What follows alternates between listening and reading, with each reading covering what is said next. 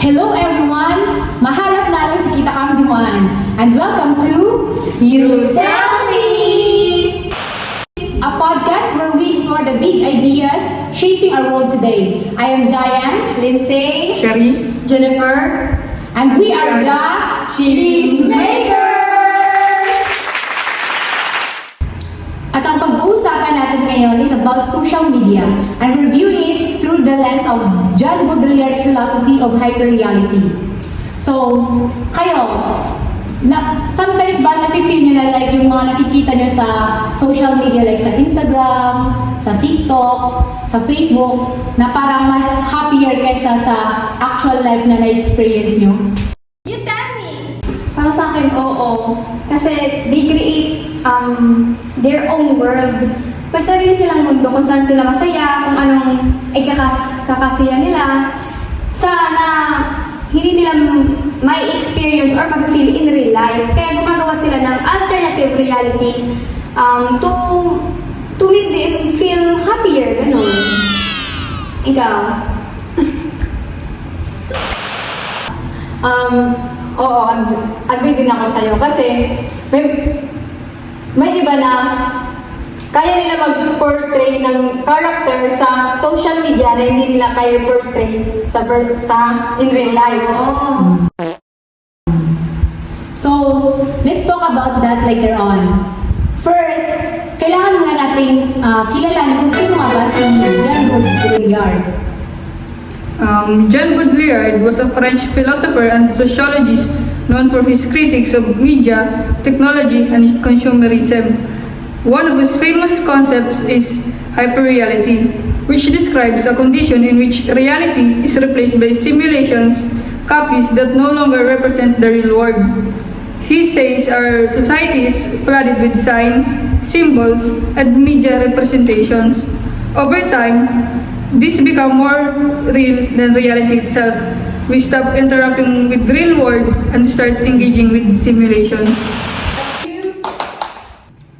Ikaw, Lens, paano masasabi na yung social media is hyperreality based kay John Baudrillard?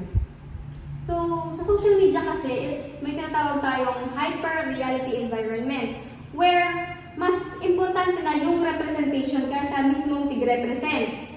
Kunwari naman, kumain ka dito sa labas, mas importante yung picture kaysa sa mga experiences nyo mismo sa real life. Yun ang tinatawag nating hyper-reality environment. Yun.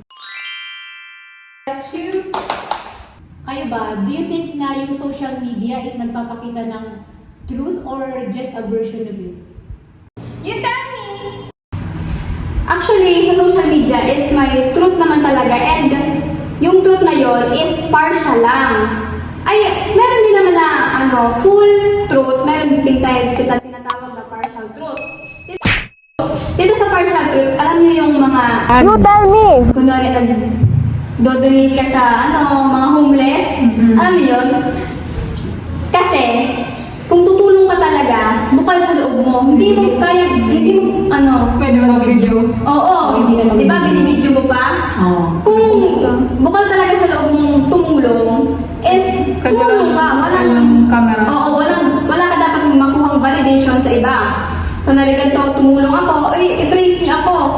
May truth naman doon na tumulong ka talaga, pero ang partial truth naman doon is naghanap ka ng sympathy sa ibang tao or gusto mong Sumita. Ikaw, Jennifer, kapag nagdi-disconnect ka ba sa social media, parang nafe-feel mo ba na parang nalileft out ka sa mga trend or kung ano mang mga ganap sa social media? Oo, kasi minsan pag hindi ko na try mag-online, feeling ko na hindi na ako sa chika, sa trend, sa mga chismis sa social media. You tell me! Next topic naman natin is about sa identity assimilation. Para sa iyo, Inis, ano para sa iyo yung identity assimilation based kay John Baudrillard? Yung base kay Baudrillard, yung parang isang key concept ng hyper-reality niya is yung identity. For example, tayo, nagbibuild tayo ng good image sa social media, tapos parang yung pinapakita lang natin yung maganda, tapos tinatago natin yung hindi maganda sa atin para maganda nga yung image natin sa ibang sa followers.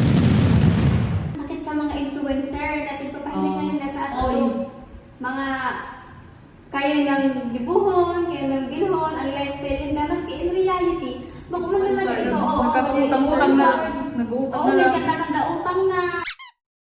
Ang influencer na ini, ang tig-portray niya sa social media is mayaman siya. Pero in reality pala, tambak ang utang. Tapos yung iba hiniram ng pala yung Oo. products. Oh. O may bago ka naman na bag, tig-flex mo sa social media. Iyon pala, Kung Rented lang. rented. Ano yung trend? Marama na, maraot kung rented. Ang mali naman is tig-flex niya na sa kanya, nasa kanya, then yung mga viewers niya, naniwala. naniwala, then ginawa yung standard. Sa tingin nyo, ano yung magiging consequences or impact ng hyperreality as an individual? What if? So yun na nga, yung si influencer, nag-set siya ng standard na reachable para sa target audience niya na Which is mga teenager na hindi pa naman afford yung ganong na hindi pa naman afford yung ganong lifestyle. kaya si audience man, kaya sabihin ka ng estudyante, is very eager na ma-reach man ang ganong klaseng lifestyle na pinaportray ni influencer. Di ba merong kasong ganon, yung para lang bumili ng makeup, bumili ng bag, is gumagawa sila ng bad things, kung nakaw sila, nangi-scam, meron ganon, mga kasong ganon. May pinsan ako eh. May pisa kang ano? Scam. Nag-scam. So, bakit nga ba mahalaga na ma-distinguish nyo yung reality sa hyperreality? Bakit nga ba? Kasi, yung reality is nagbibigay sa atin ng identity.